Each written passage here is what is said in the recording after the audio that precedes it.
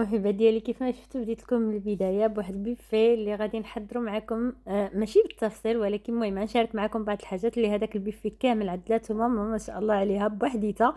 فغادي نخليكم وتشوفوا معايا المراحل كامله. اول حاجه غادي نبداو بديك هاد القنينات ديال الكولونيا ولا قنينات ديال البارفان اللي غادي تعملهم كهديه للضيوف اللي غادي يجيو بالمناسبه ديال السابع ديال اختي. اول حاجه شرات هاد القنينات هادو ديال البلاستيك، ومن بعد شرات معاهم كذلك ديك العقيقات في اللون الابيض واللون الازرق، حبات صغيره من اللون الازرق. وبالنسبه للتزيين فهي عملت هاد الويسو بهاد الشرائط هادو على شكل في اللون الشيبي، بحكم ان عندنا التكيور ما شاء الله اللي هو جاد، الله يحفظه ماما ويخليه لها. فهي شكلت هكذا يعني واحد الشكل فحال باش كيتسمى بابيون ولا المهم هذاك الشكل هذاك. ها هو شوفوا كيفاش كطويه. انا حاولت نشارك معكم بعض الاشياء اللي يكونوا عندكم افكار علاش لا تعملوهم في المنزل وينقاموا لكم ارخص وينقاموا مزيونين، وما محتاجينش انكم تمشيو تاخذوهم من على برا ولا تكومونديوهم.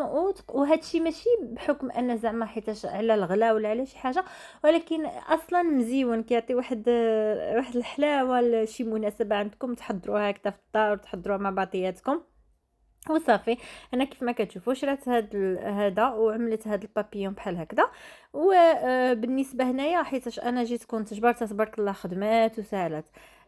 فهنايا قلت لها كنت لقيت لها كانوا عندها هادو ديال الدجاج، هي مبغاتش تعمل الدجاج، خافت يتهرسوا وكيكونوا عاوتاني تقال ولا شي حاجه، هي بغات شي حاجه عمليه اللي يبقى عند الضيوف ديالها دائما، يعني ماشي يخرجوا معاهم في الصاك تبقى فيما تسالي تقدر تعمرها بالبارفان اللي عندك في الدار وتستعملها.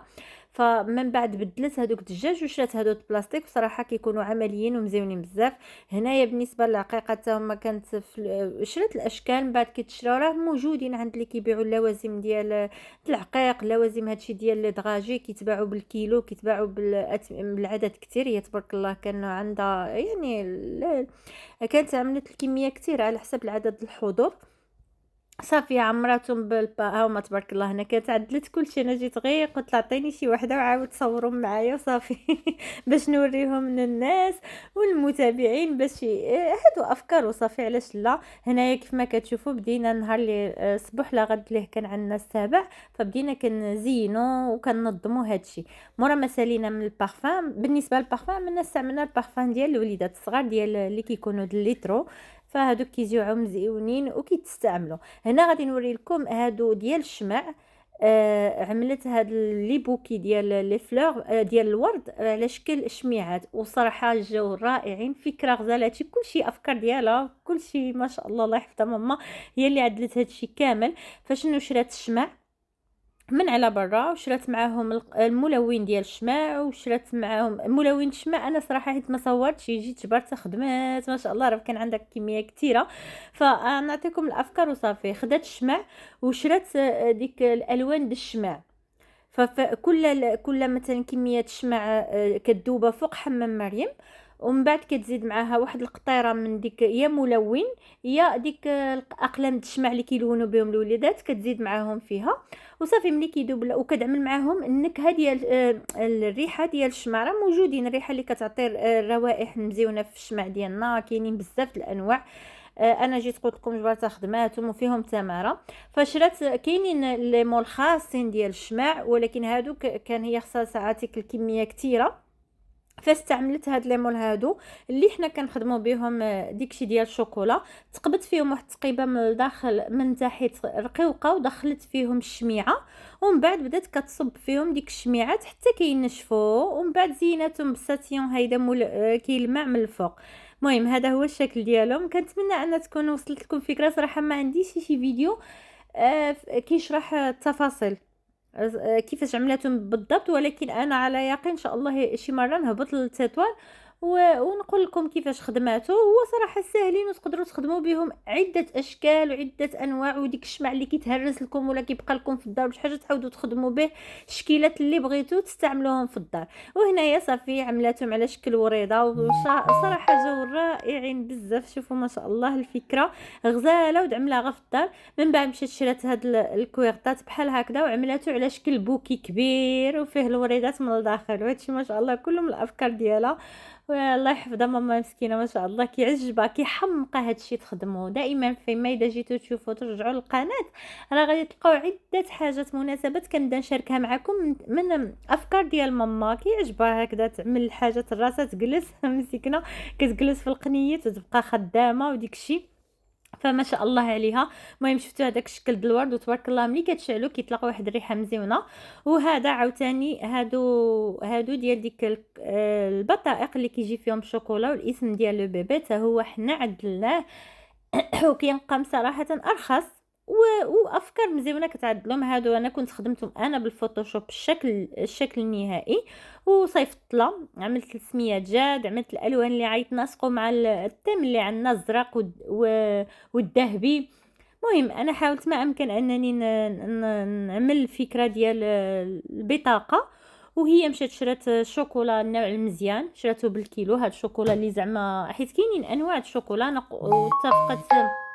المهم كنا كنتواصلوا حنا بثلاثه بينا انا وماما وامل على الافكار، وكانت معنا حتى مرات خاي رميسه الله الله يحفظها ما شاء الله. فكنا كنعملوا الافكار هكذا، وخصوصا ملي جينا ساعات بدينا كنعاونوها، ولكن جبرناها تبارك الله خدمات. انا ملي جيت قلت لها خلي لي غير شي جوج حبات، راه مسكينه قطعت الشوكولا عاودتها لي باش نوريكم كيفاش. موراها عملت عاوتاني جابت هاد شرائط بحال هادو في الشكل ذهبي، غير باش اخترعت واحد الفكره باش عطات البطاقه مبقاتش حسبيه، وعطات واحد اللون مزيون وشكل مزيون. اما انا كانت انا صراحه مهم نقدر نفكر في شي حاجه، ولكن زعما كان ممكن نعمل لصاق غير شوكولات ويكفي. وهي بالنسبه لي بما ان جات البطاقه في هذاك مبغاتش تغطي على اسم جاد، وبغات تجي يجي الشوكولات اختارته هكذا طويل. فكاينين عده اشكال ديال الشوكولا يجيكم مربع، كراسون، قلب. فهي فكرت فيه طويل وصراحه جا غزال.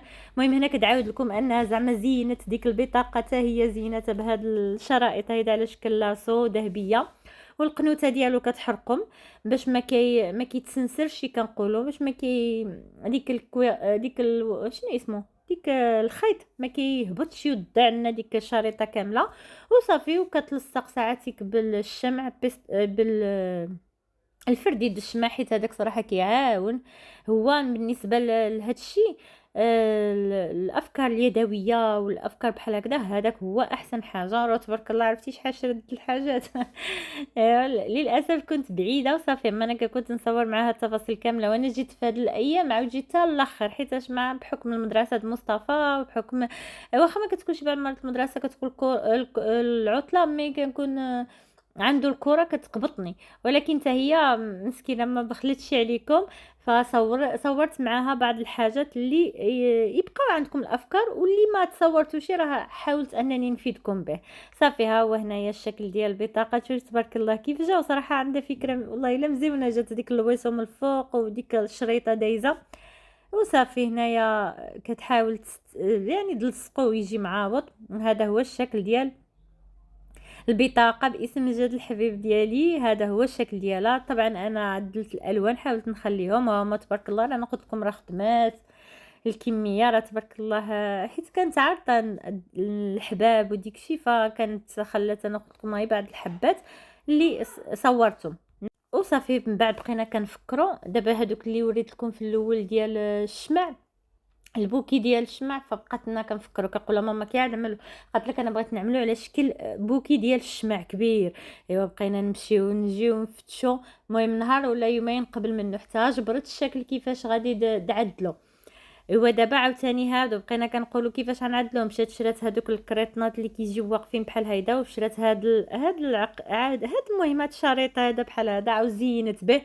المهم شفتوا انا استنتجت واحد الحاجه، ان من العدم ونقدروا نخرجوا اجمل ما كاين. هو يكونوا عندنا غير الافكار ونعدلوهم من راسنا، راه غادي ما محتاجينش اننا حنايا دائما نمشيو عند شي واحد، حيتاش ما نطيحوش من القيمه ديالنا، ونسعفوا الافكار ديالنا، وراه غادي تعطينا داكشي جميل ومزيون. ودائما نثقوا حنا في الحاجات اللي كنعملوهم، ما كيهمش الناس شحال تقول لك، لان الاذواق تختلف تماما. شي عتعجبو شي ما عتعجبوش، المهم تكون نتينا عاجبك داكشي اللي كتعمل ومستمتعه به. صافي ها هما كيف ما كتشوفوا دوزت هايدا باش ما بقاتش شي بيطه حسبيه. وصراحه انا نوريكم الشكل النهائي ديالها، جات غزاله ما شاء الله. انا هنا كنت غير كنصور ولكن لا عاونت شي شويه، لا انا ولا مرات خي عاوننا. صافي ها ما شفتيهم، هي في الاخر عاد اكتشفت بان كانت خلات لي وحده، حيت انا ملي عاودت معكم ديك التصويره كنا زولنا الشوكولات وعاودنا لصقناه. هنايا عاد اكتشفت بان كتبقى وحده ما فيها شي شوكولات، ولكن عاودت صورتها معكم بالتفاصيل.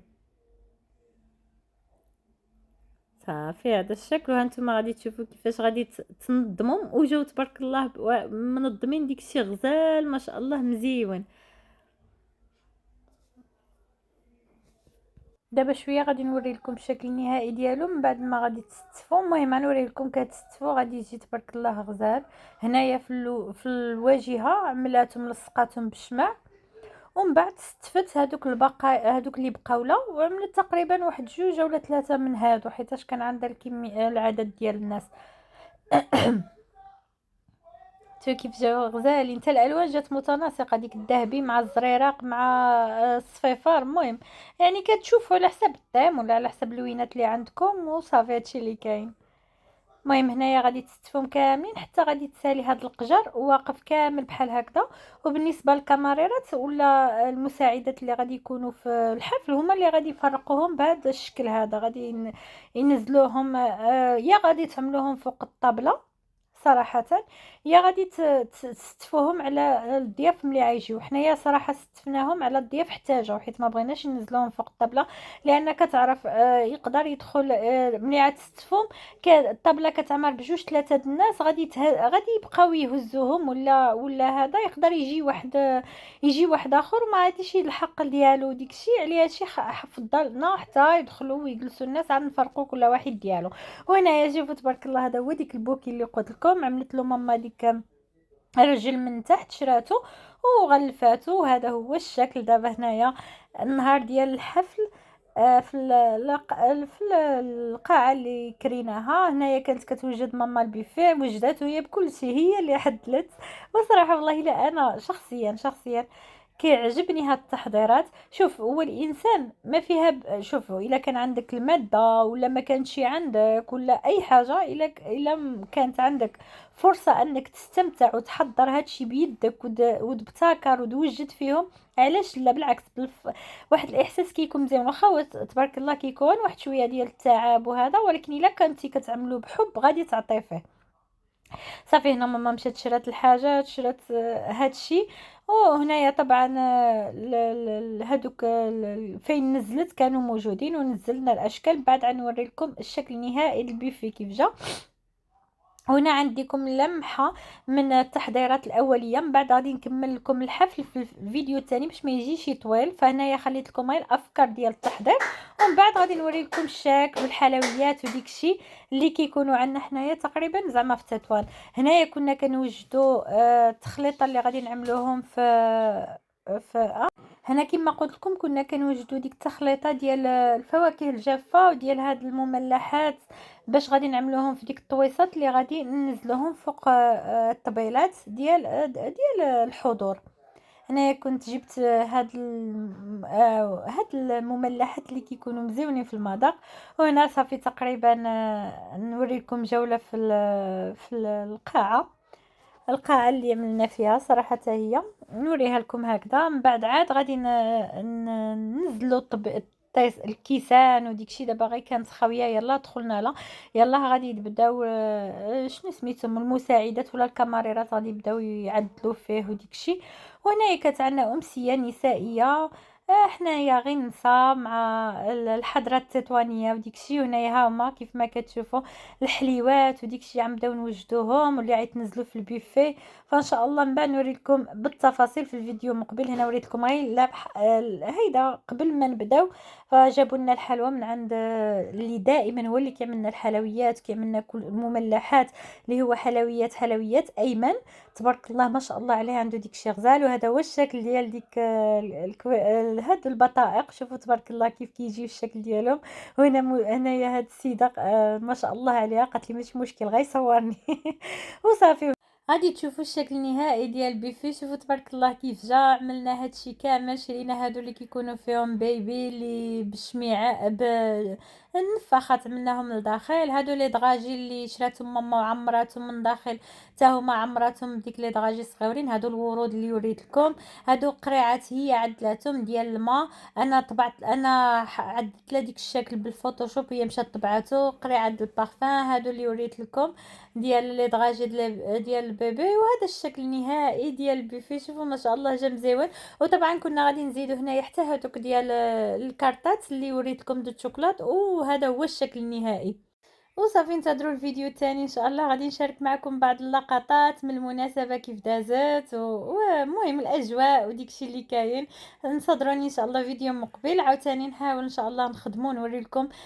المهم كل هكذا بعض الحاجات اللي في الحق ديالي انني نبارطاجيها ونشاركها معكم. فانتظروني فيديو مقبل ان شاء الله. ونتمنى يا ربي هذا الفيديو هذا يكون فادكم. الا عندكم شي اسئله ولا شي حاجه نزلوها لي في صندوق الوصف، غادي نبارطاجيها معكم.